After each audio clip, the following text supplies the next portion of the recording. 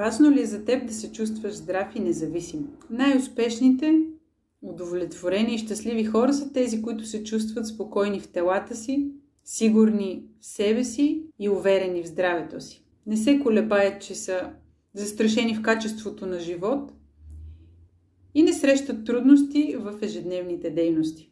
Каква е цената това да се постигне? Всички ли вярват в гените и родените с късмет? Колко дължим на наследственост и колко дължим на начина на живот и средата, която обитаваме? Хората с здравословни проблеми не изпитват щастие. Липсва им настроение и с трудности минават през ежедневието си. Когато сме в определено влошено здравословно състояние и липсва движение, то това първоначално състояние много лесно хронифицира и дори се задълбочава проблемът, отключвайки още неприятности и обогатявайки в кавички картината.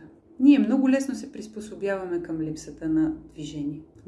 Дали защото избягваме болката, дали заради липсата на сила, чувството на умора и усилие, когато трябва да се движим.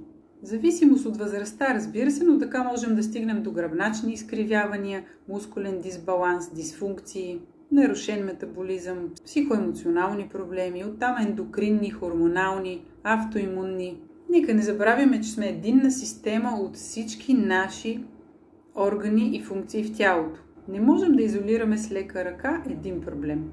За пример, покрай неотдавнашната социална изолация, много клиенти стигнаха до метаболитни нарушения, пристрастяване към алкохол, злоупотреба с други стимуланти, задълбочаване на вече съществуващи зависимости. Започнаха антидепресанти, сблъскаха се с наднормено тегло и съпътстващи болкови оплаквания от всичко това. Ясно е, че за да не изпадаме в трудни ситуации, които са предотвратими, да изпитваме тъга и понякога в крайности отчаяние, е доста полезно за нас да мислим в перспектива. Като идея, ако имаме хора, които харесваме, с 2-3 стъпки, простички, можем да се доближим до тяхната идентичност, като да не пренебрегваме сигналите на тялото, показващи проблем, а устойчиво да потърсим причината с помощта на компетентни лица. Като разберем, че в ежедневието ни трябва да присъства не просто движение, а подходящото за нашето здравословно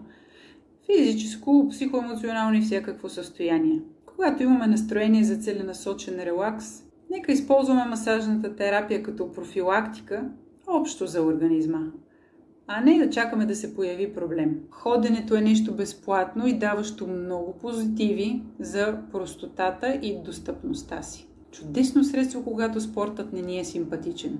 И всички сме родени с нагласата да сме винаги активни, да обичаме спорта, да правим някакви дейности, свързани с физическа дейност, с спортна дейност, с хобита, които да са под шапката на спортни занимания. При всички положения работата върху себе си е наша грижа и ние носим сами отговорност за здравето си. Движението е решение на много проблеми. Ако се двоумите откъде и как да започнете, защо и какво да правите, ако ви звуча разумно, свържете се с мен за безплатна консултация и въпроси. Следете блога или се абонирайте, ако искате да чуете още по темата. Здраве за всички!